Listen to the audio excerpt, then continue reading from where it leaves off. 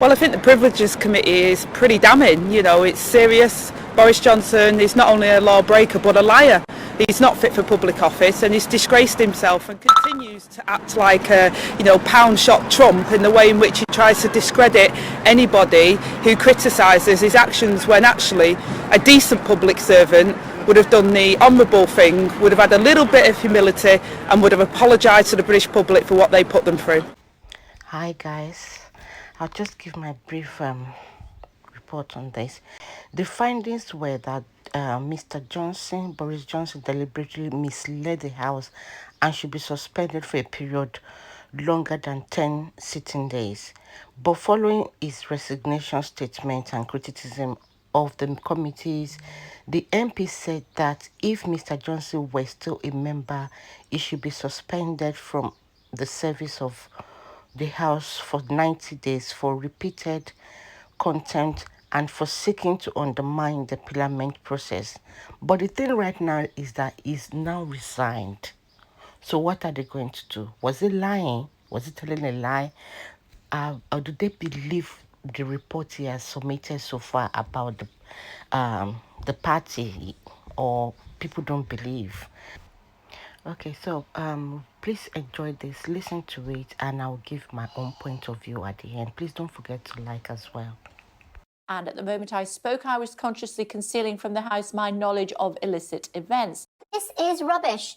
It is a lie. In order to reach this deranged conclusion, the committee is obliged to say a series of things that are patently absurd or contradicted by the facts. He must have known that the event was illegal, therefore he lied. That is a load of complete tripe. That picture was me in my place of work trying to encourage and thank my officials in a way that I believe was crucial for the government and for the country as a whole, and in a way which I believe to be wholly within the rules. He ends by saying this: "This report is a charade. I was wrong to believe in the committee or its good faith. The terrible truth is that it is not I who has twisted the truth to suit my purposes. It is Harriet Harman and her committee. This is a dreadful day for MPs and for democracy. This decision means that no MP is free from vendetta or expulsion on trumped-up charges by a tiny minority who want to see him or her gone from the Commons." Well, it is a dreadful day to see a Prime Minister, former Prime Minister, attacking Parliament when previously he said that the sovereignty of Parliament and Parliament as an institution was so important to him. And that's what I find extraordinary with Mr. Johnson. Everything is fine, everything is important until he decides it isn't. The truth is this committee on the evidence has done its very best to look at the evidence of Mr. Johnson's misdoings. And frankly, the evidence against Mr. Johnson as Prime Minister is overwhelming over Partygate, that he misled the House. The issue was never, did he have parties? And as I say, it's not just a difference of interpretation of was I standing up holding a glass at an event which I didn't think was a party but I thought was a work event. It's the fact that the committee's been able to establish that when he came to the dispatch box, he made statements which he knew were disagreed with by his own officials, who had said, well, you can't say that. I think that for me, that's one of the most damning aspects of this report. But overall, Mr. Johnson just chucks up smoke screens in all directions. So as I say, here's somebody who says Parliament is really important. After all, it was the centrepiece of his Brexit, wasn't it? Parliament's sovereignty must be restored. But when actually the House of Commons exercises its sovereign right to discipline and to investigate a member of Parliament who might be in contempt, then it's all complete rubbish.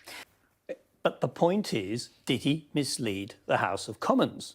As to his motivation when he turned up to these meetings, I'm not in a position to comment, although I have to say some of the meetings look rather like parties when you look at the photographs. They don't really look like work events.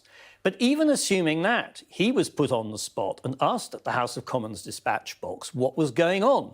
And what he replied included quite deliberate lies. You can't just brush that under the carpet. Ministers are supposed to give honest accounts to the House of Commons on facts, and he didn't do it.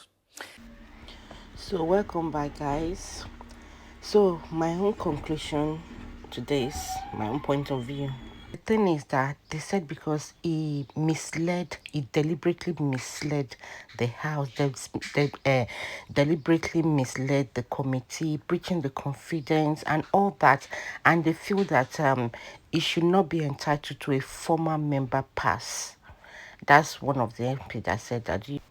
So now, do you believe, or do you agree with them that the Boris Johnson should be barred from having a parliament pass, which is normally available to former MPs? Do you think he should be stripped up of that because of what is happening right now, has been found out, and all that? And are you following the story at all? Do you know what is going on? Do you have more knowledge, more in depth of what is going on? Thanks for tuning in. Please don't forget to like and share. Thank you. Take care.